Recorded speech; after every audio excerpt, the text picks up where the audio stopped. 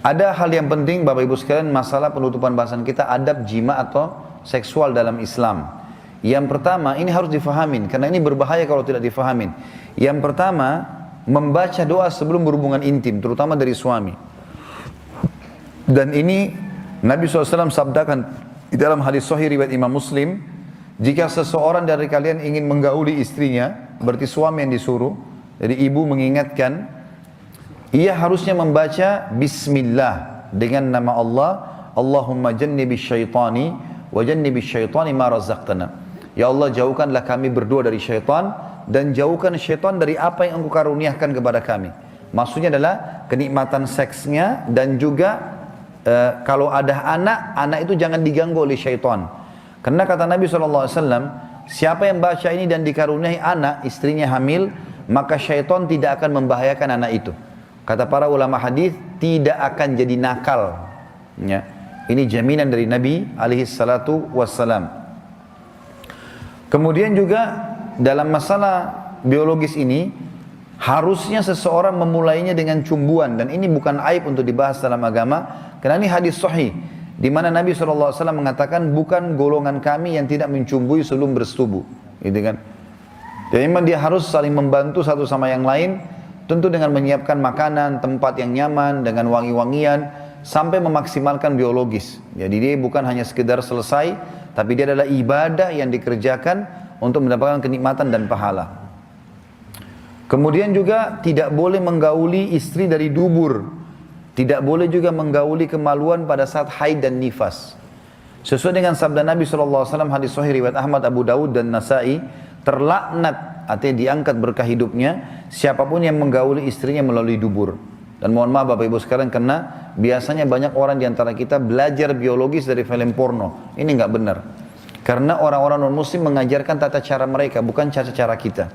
Dubur nggak boleh. Dan Bapak Ibu perlu tahu, penyakit HIV ditemukan pertama kali justru karena berasal dari kemaluan laki-laki yang tersentuh kepada dubur.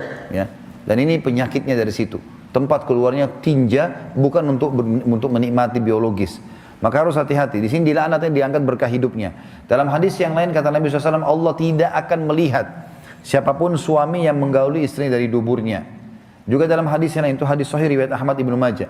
Hadis sahih yang lain juga hadis riwayat Tirmidzi, Ibnu Majah dan Abu Dawud, barang siapa yang menggauli istrinya yang sedang haid atau dari duburnya, juga mendatangi dan mempercayai dukun, sungguh ia telah kafir terhadap apa yang diturunkan kepada Muhammad sallallahu alaihi wasallam. Jadi kalau lagi haid, Bapak Ibu sekalian tidak boleh meletakkan kemaluan di kemaluan karena itu berbahaya. Dan itu darah kotor. Allah menyebutkan dalam Al-Baqarah surah nomor 2 ayat 222, A'udzubillahi minasyaitonir yas'alunaka 'anil mahid qul huwa adzan fa'tazilun nisaa fil mahid.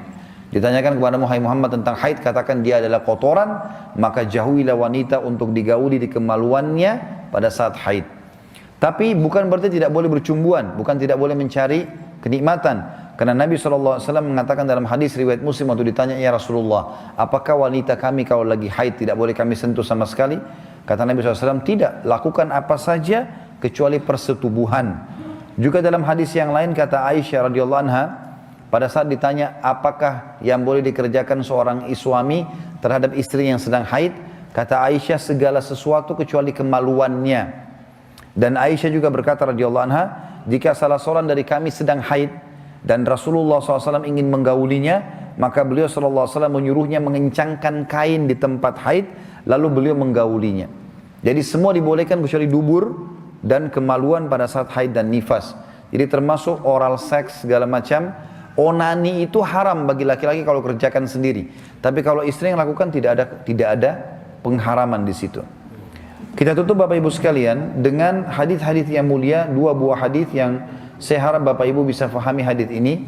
Yang kata Nabi SAW, hadis Muslim, manusia yang paling buruk kedudukannya di sisi Allah pada hari kiamat ialah orang yang atau suami istri yang berhubungan biologis, kemudian dia menggauli istrinya, istrinya pun mendatanginya, maksudnya bergaul dengan dia, kemudian mereka kedua menyebarkan ya rahasia pasangannya. Jadi kalau bapak-bapak sini Allah berikan istri yang Masya Allah memuaskan dia dari sisi biologis, tahan, jangan dicerita ke teman-teman. Jangan bilang istri saya itu begini, begitu, jangan diceritain. Jadi ibu-ibu juga, Kalau Allah berikan suami yang Masya Allah memuaskan secara biologis, gak usah cerita sama teman-teman. Ini pertama ada ancamannya, orang paling buruk kedudukannya hari kiamat, Masya Allah benci dengan dia. Yang kedua dia memang punya efek sosial. Kalau misalnya laki-laki di sini, Masya Allah di luar sana, bukan di sini, ada, iya. Karena ini saya lebih baik di luar sana. Kalau ada seorang laki-laki yang istrinya Masya Allah puasin dia, lalu dia cerita sama teman-temannya, istri saya begini, istri saya begini. Terus di antara 5 orang temannya yang dengar, istrinya nggak begitu. Apa yang akan terjadi? Dia akan ganggu istrinya orang ini. Dan itu banyak terjadi, rumah tangga rusak gara-gara si laki-laki ceritakan tentang istrinya, dia tidak sadar temannya menghubungi istrinya diam-diam. Dan istrinya kaget, kok bisa tahu rahasia saya, kok bisa tahu perempuan pakai perasaan, terbuka komunikasi, akhirnya cerai bisa nikah sama orang itu. Banyak terjadi. Begitu pula dengan perempuan, suami saya begini, suami saya begitu. Suami mereka teman-teman tidak begitu. Maka terfikirlah mereka untuk mengganggu suaminya orang ini. Jadi ada hikmah syar'i yang harus kita fahami. Yang terakhir Bapak Ibu sekalian adalah hadis Nabi SAW. Masih sama kasusnya ya. Kata Nabi SAW habis sholat subuh nih. Beliau angkat suara dengan keras dan ini penutupan bahasan kita. Mungkin kata Nabi SAW, seseorang dari kalian ya menceritakan apa yang ia lakukan dengan istrinya. Dan mungkin seorang perempuan di antara kalian, hai wanita di sab perempuan, menceritakan apa yang suaminya lakukan, apa yang dilakukan sama suaminya. Kata Asma binti Yazid radhiyallahu anha, istri salah satu sahabat Nabi SAW, sahabat Nabi, beliau mengatakan, benar demi Allah wahai utusan Allah, kaum wanita melakukannya dan kaum pria juga melakukannya. Di zaman sahabat dikerjakan dulu itu, tapi mereka belum tahu hukum. Keluarlah hadis Nabi SAW. Maka Nabi SAW mengatakan, jangan lakukan itu. Karena itu perumpamannya seperti syaitan pria atau laki-laki menemui syaitan perempuan di jalanan, lalu ia menyetubuhinya sementara semua orang melihatnya. Dan hadis ini riwayat Imam Ahmad. Maka harusnya hati-hati Bapak Ibu sekalian. Dan insya Allah mudah-mudahan tulisan ini tentu lengkap sekali, lebih lengkap dari apa yang kita bahas tadi. Akan saya terbitkan dalam bentuk buku dengan judul Manajemen Rumah Tangga Islami. Dan lebih jauh lagi membahas juga sampai masalah pendidikan anak-anak. Insya Allah.